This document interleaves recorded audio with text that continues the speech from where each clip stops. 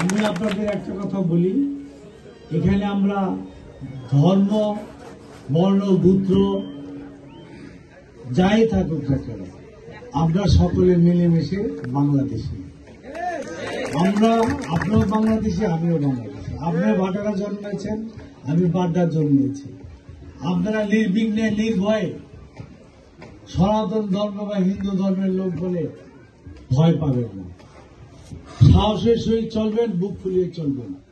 কোন প্রকার জুলুম, নির্যাতন বা আপনার অসুবিধা হলে সেটা আমাদের দলের নেতা কর্মীরা হোক বা অন্য ষড়যন্ত্রকারীরা হোক, সেটা আমাদের অভিহিত করবেন, আমরা যথাযথ ব্যবস্থা নিব। এটা কথার কথা না। আমাদের যুগ যুগান্তর আপনার এখানে বসবাস করেছেন, এটা আপনার জন্মস্থান। আপনি এটা ভয়ে ভীতু হয়ে দুর্বল হয়ে থাকতে হবে। 1500 মানুষ জীবন দিয়ে বৈষম্য বিরোধী বাংলাদেশটা গঠন করার অধিকার পেয়েছে এবং শেখ হাসিনা এককভাবে ভোটের অধিকার, আইনের শাসন, গুম খুন করে বাংলাদেশের ক্ষমতায় ছিল। আমরা সকলে মিলে ঐক্যবদ্ধভাবে কেন শেখ হাসিনাকে আমরা বিদায় করলাম? আমরা ভোটের অধিকার ফিরে পেতে চাই, আইনের শাসন চাই এবং সর্বোপরি আমরা একটা বৈষম্যহীন বাংলাদেশ চাই। তো বৈষম্যের প্রথমই হলো আমাদের সংখ্যালঘু বলি যাদের, আমরা তাদেরকে নিশ্চিতভাবে বসবাসের ব্যবস্থা চেষ্টা করি। যারা ক্ষুদ্র স্বল্প আয়ের ব্যবসায়ী, এই হকার ভাইরা সৎভাবে জীবনযাপন করার জন্য তারা অল্প পুঁজি নিয়ে কষ্ট করে রোদে বৃষ্টিতে ভিজে তার ব্যবসা পরিচালনা করে, সেখান থেকে চাঁদা নেওয়া হয়। আমরা এই চাঁদা ইতিমধ্যে বন্ধ করেছি। ময়লা পরিষ্কারের নামে টাকা বাড়তি নেওয়া হতো, সেগুলো আপনারা জানেন যে আমরা মাইকিং করেছি, অনেকটাই বন্ধ হয়ে গেছে। মাদকটা আমরা বন্ধ করার চেষ্টা করছি, ইনশাল্লাহ এটা আমরা বন্ধ করব।